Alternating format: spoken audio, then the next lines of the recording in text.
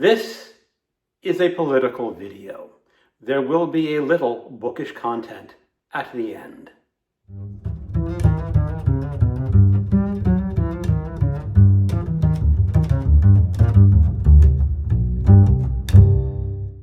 Hello, welcome to my channel, another Bibliophile Reads. My name is Greg, and today I'm not going to talk about books very much. I want to talk about my recent experience on Saturday, October 18th, at the No Kings Rally in Washington, D.C.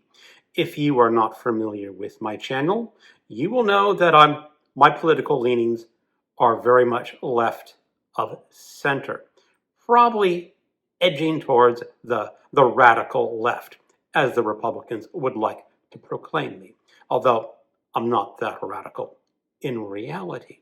But I went to the No Kings Rally earlier this year in Fredericksburg, Virginia, which is the city that I live in. But this time I wanted to go to a bigger rally. Now, Fredericksburg, Virginia is about 52 miles from Washington, D.C.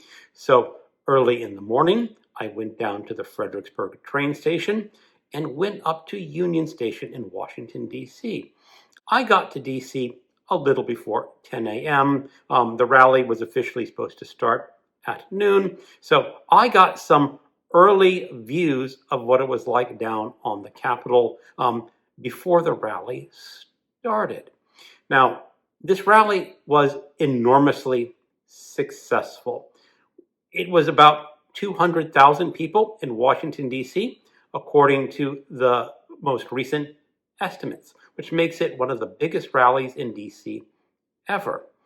Also, nationwide, the No Kings Rally, of which there were about 205,000 rallies, had more than 7 million people attending nationwide. That is the largest nationwide rally ever in this country. And if you participated in one of these No Kings rallies, or just wanted to participate and for whatever reason could not make it to a rally, thank you. And especially thank you to everyone who got there. It is extraordinarily important that we protest the current government and Donald Trump. Donald Trump is probably the worst human being this country has ever produced. And we have some nasty ones. But think about that. 7 million people came out to say, Donald Trump, we're protesting against you. That's very impressive. And let me give you just a little bit of a sample of what this rally was like.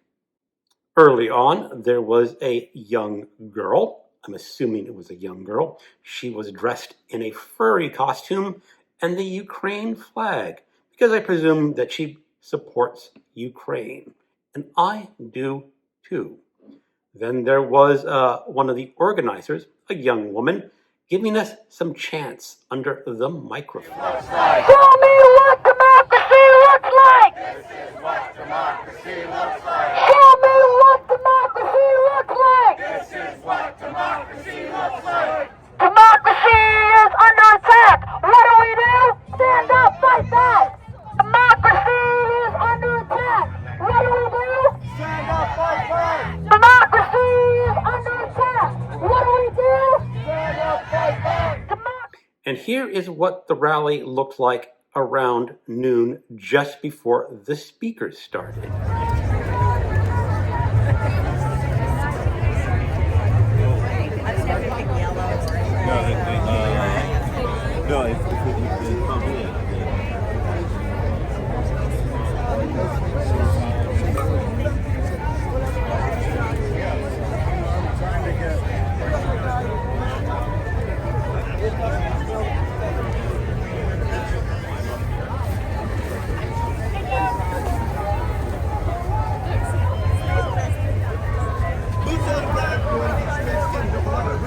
Now, I was not on the mall proper. I was just across the street behind a building where they had the speaker's podium. I could not quite see the speakers from my vantage, and the crowd was loud, and even though the speakers were using a microphone, they were a little hard to hear, but I will give you some sample speeches of what you could have heard. Moment for all of you to stand up and speak up. Listen, President Trump thinks that he can bully us into silence. He thinks that he can intimidate us into sitting this fight out. Embodied in the Constitution, among other remarkable features, it guarantees our freedom to speak, as we're doing here today. Rather than doing one monarch's bidding, we have agreed to form a democracy, to work together. There were also some men with machine guns on top of a building. These men were probably there for the protesters' protection, just in case some nutsy Fagin fellow decided to bring a gun and take some pot shots, or someone would want to drive a truck through the crowd. So they were probably there for our protection. One of the main speakers at the end was Bernie Sanders. I really like Bernie Sanders. Way back in, was it 2015, when I was living in Washington State, you voted by caucus. And I definitely voted for Bernie Sanders. And I volunteered to be an elector for Washington State, because in the caucus, anyone can volunteer, and then you have more meetings, and they start winnowing down who actually gets to go to the caucus. I made it past the first round, but got knocked out in the second. Too bad. I really would have loved to support Bernie Sanders. And think of what this nation could be like today if Bernie Sanders had been the Democratic nominee and beaten Donald Trump the first time. I think this country would be absolutely fantastic. Now, one of the big things that you were hearing before this rally started was from Speaker Johnson, Pam Bondi, all those Republicans who were saying that the people who would attend these rallies were Antifa. They were dangerous terrorists. They were out to destroy this country. And I just have to say, you need to watch this short little clip of what some of the people were like. And ask yourself, are these dangerous terrorists?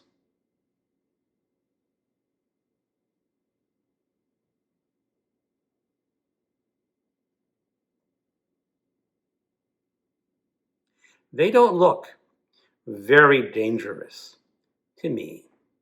There's music playing. They're dancing. I'm not going to say that they're drunk. I don't know. I don't actually think they're drunk. I think they're people celebrating democracy and the end of a tyrannical reign of Donald Trump. They're joyous. So that really is my experience at the No Kings rally. I think if there is another No Kings rally, more people should attend. It should be even bigger than the 7 million people that attended in No Kings 2.0. Why? Because we don't like Donald Trump. We do not like the Republicans. We do not like ministers being shot with pepper ball bullets. I am not a Christian. I do not necessarily care for pastors or Christianity. But these pastors, or this pastor that was shot, did not deserve to be shot with a pepper bullet. I'm sure if I sat down with him at a table, had some beer and some chicken wings, we could at least come to an amicable conversation about our differences in belief of religion. I would not say that is true with some of the priests or pastors that get behind Donald Trump. And what ICE is doing to this country is truly disheartening. They are the real American terrorists. They are the equivalent of the Gestapo from Nazi Germany in the 1930s. They need to be stopped. They are currently operating under a thin veneer of legality, but I don't think that legality will hold in the future. I hope that all these ICE agents will eventually have to come to terms with their action. The Nuremberg defense is not a defense. And if you are not familiar, the Nuremberg defense was used by the Nazis during World War II. They were saying, I was only obeying orders. That is not enough when you are violating human rights. And ICE agents are absolutely violating human rights. Let's stop them. Let's stop Donald Trump. Let's stop the Republicans. And are these No Kings rallies really all that effective? Are we just weekend protesters out for a good time? Well, I have to say, I'm not out for a good time. I am out to stop them. Are these rallies the best way to stop them? I think for now, yes, because the Republicans, the MAGAs, are losing their crap over how many people actually protested on October 18th. They were saying it'd be a sparsely attended event. It was not a sparsely attended event. I'll show you this picture of all the cities and how big this rally was once again. What will this country be like if Donald Trump and the Republicans get their vision of America? Well, the undocumented immigrants will be gone. They perform a lot of vital jobs here. They pick our fruits and vegetables and do other jobs that most Americans will not want. Who is going to do those jobs? Then the legal immigrants will probably be given their walking papers too. And after those legal immigrants, who next will be kicked out of the country? And what will happen to people like me? I'm left of center. The Republicans don't like that. I don't believe in their Christian God. Republicans don't like that. I like to read all sorts of books. Republicans don't like that. Do you think the Republicans will be satisfied with banning books at schools? I don't think so. They will ban books outright, entirely, eventually, if they get their will. Now, the big question will be is, will they get rid of the books first, or will they get rid of the people who want to read the books? I think both will go if the Republicans and Donald Trump get their way. So if you like books, on that alone, you really should be opposing Donald Trump and the Republicans. Will that be their worst offense, getting rid of all the books?